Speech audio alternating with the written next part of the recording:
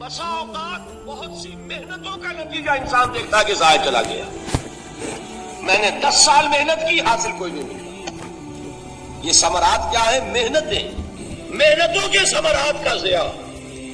کوشش آپ نے کی، قسمت کی خوبی دیکھیے، ٹوٹی کہاں کمن، 2-4 ہاتھ جب کے لبے باندھ رہے. Be prepared. ایک شاعر کے یہ اشعار ہیں، وہ کمیونسٹ تھا، میں نام بھی نہیں لیتا، لیکن یہ کہ یہ اسی انقلابی، چونکہ ان کا بھی ایک انقلابی نظریہ ہے، انقلابی عمل میں یہ سارے مراحل آتے ہیں. کوئی سیٹ بیک آیا، فرض کیجئے کوئی ناکامی ہو گئی، تو اپنے ساتھیوں کو دل بندھانے کے لیے یہ فصل امیدوں کی ہمدم اس بار بھی غارت جائے گی، سب محنت صبح و شاموں کی اب کے بھی اکارت جائے گی. میرے نبی کے ثمرات کا جو لفظ یہاں آیا ہے، وَنَقْصٍ مِّنَ الْأَمْوَالِ وَالْأَنفُسِ وَالثَّمَرَاتِ، سب محنت صبح و شاموں کی اب کے بھی اکارت جائے گی. دھرتی کے کونوں خدروں میں پھر اپنے لہو کی کھاد بھرو، پھر مٹی سینچو اشکوں سے، پھر اگلی رت کی فکر کرو، پھر اگلی رت کی فکر کرو. جب پھر ایک بار اجڑنا ہے، ایک فصل پکی تو بھر پایا، تب تک تو یہی کچھ کرنا ہے. ایک مقصد ہے سامنے، انقلاب برپا کرنا ہے. ایک کوشش ناکام ہو جائے کوئی پرواہ نہیں، نیکسٹ. پھر تیار رہو ناکامی کے لیے. ایسا نہ ہو جو انگریزی میں کہتے ہیں hope for the best but be prepared for the worst. ایسا نہ ہو کہ دوسری مرتبہ ناکام ہو کے بددل ہو جاؤ، تمہاری ہمتیں جواب دے جائیں. نہیں، پہلے سے تیار رہو کہ دوسری مرتبہ بھی ناکامی آئے تو آئے، لیکن جب تک کہ کامیابی حاصل نہیں ہوتی ہمیں یہ کام کیے چلے جائیں. دیکھیے سیرت میں آیا کہ نہیں یہ واقعہ. بدر میں مسلمانوں کو فتح ہوئی تو احد میں زک پہنچی کہ نہیں؟ 70 صحابہ شہید ہوئے کہ نہیں؟ اگر ان کی ہمتیں جواب دے جاتی تو گاڑی کیسے چلتی آگے؟ تو فرمایا وَلَنَبْلُوَنَّكُمْ بِشَيْءٍ مِّنَ الْخَوْفِ وَالْجُوعِ وَنَقْصٍ مِّنَ الْأَمْوَالِ وَالْأَنفُسِ وَالثَّمَرَاتِ. ہم تمہیں لازماً آزمائیں گے، خوف کی کیفیت سے، فقر و فاقے کی کیفیت سے، بھوک سے، جان کے نقصان سے، مال کے نقصان سے، محنتوں کے حاصل کے ضائع ہو جانے سے. وَبَشِّرِ الصَّابِرِينَ، اور اے نبی بشارت دیجئے صبر کرنے والوں کو. الَّذِينَ إِذَا أَصَابَتْهُمْ مُصِيبَةٌ، وہ کہ جب ان پر کوئی تکلیف آئے، کوئی مصیبت آئے، کوئی آزمائش آئے، قالوا انا للہ وانا الیہ راجعون، وہ یہ کہیں کہ ہم اللہ ہی کے ہیں، اللہ ہی کی طرف لوٹ جانا ہے. یہ وہی انداز ہے جو میں نے فارسی کا شعر سنایا تھا آپ کو کہ سر تسلیم خم ہے جو مزاج یار میں آئے. وہ ہمارا مولا ہے، ہمارا آقا ہے. اگر اسے یہی منظور ہے تو ہمیں بھی یہی منظور ہے. میں نے تسلیم و رضا کی بات کی تھی نا، آپ کو کچھ شعر سنائے تھے. ایک شعر اور سنیے، اور یہ کس کا ہے؟ محمد علی جوہر کا. ایک مرتبہ جیل گئے، ان کی ایک بیٹی جوان بیمار ہوئی، فوت ہو گئی. باہر چھوڑا انگریز نے، جاؤ بھائی دفن کر دو بیٹی کو. دوسری مرتبہ جیل گئے، دوسری جوان بیٹی اسی مرض میں مبتلا ہوئی. اب یہ جیل میں ہے، خبر پہنچی کہ دوسری بیٹی کے اوپر بھی اسی مرض کا حملہ ہوا ہے. ایک نظم لکھی ہے جس کا آخری شعر یہ ہے، تیری صحت ہمیں منظور ہے لیکن اس کو نہیں منظور تو پھر ہم کو بھی منظور نہیں. یہ ہے، جب تک یہ کیفیت نہ ہو اس میدان میں آدمی ثابت قدم نہیں رہ سکتا کہ میرے رب کو اگر یہ منظور ہے تو یہی مجھے منظور ہے، اور تیری صحت ہمیں چاہیے تو ضرور، لیکن ہمارے رب کو منظور نہیں تو ہمیں بھی منظور. راضی برضائے رب. وَبَشِّرِ الصَّابِرِينَ الَّذِينَ إِذَا أَصَابَتْهُمْ مُصِيبَةٌ قَالُوا إِنَّا لِلَّهِ وَإِنَّا إِلَيْهِ رَاجِعُونَ.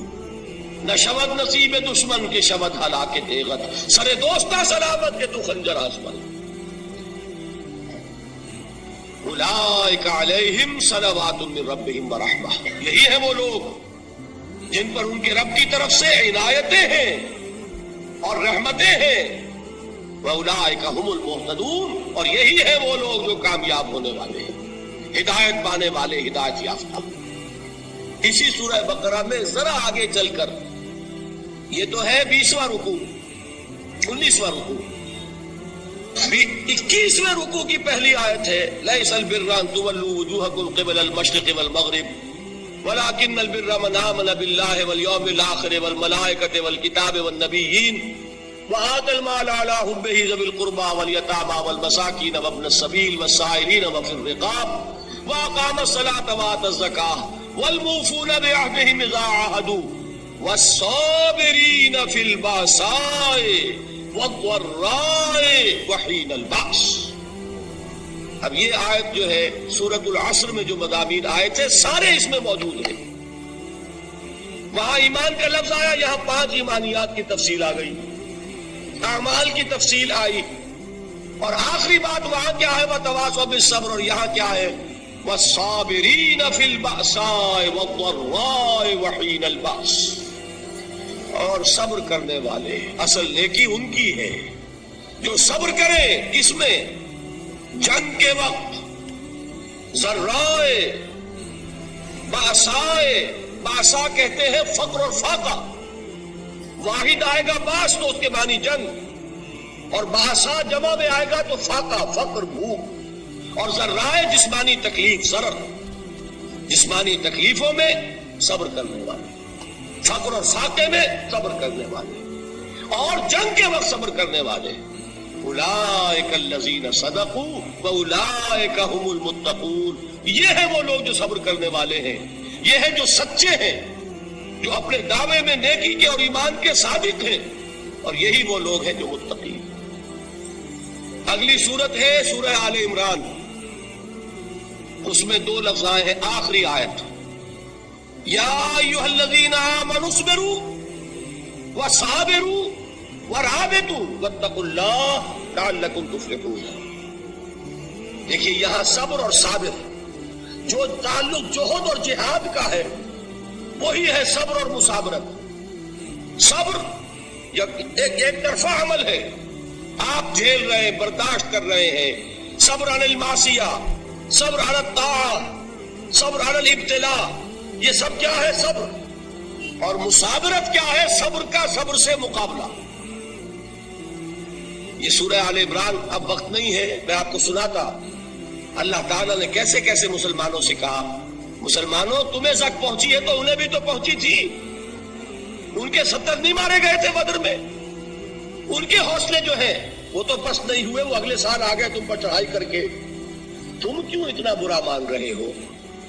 تمہارے دل اتنے زخمی کیوں ہو گئے؟ تمہیں تکلیف پہنچتی ہے تو انہیں بھی پہنچتی ہے. اپنی غیرت جو ہے ہمیں ذرا اس کا جائزہ لینا چاہیے. لوگ باطل نظریات کے لیے کتنی قربانیاں دے رہے ہیں, لوگ باطل چیزوں کے فروغ کے لیے کتنی محنتیں کر رہے ہیں. جیسا کہ میں نے ابھی کہا تھا اسی غیرت کو چیلنج کرنے کے لیے, ذرا آپ کی حمیت دینی کو جوش دلانے کے لیے.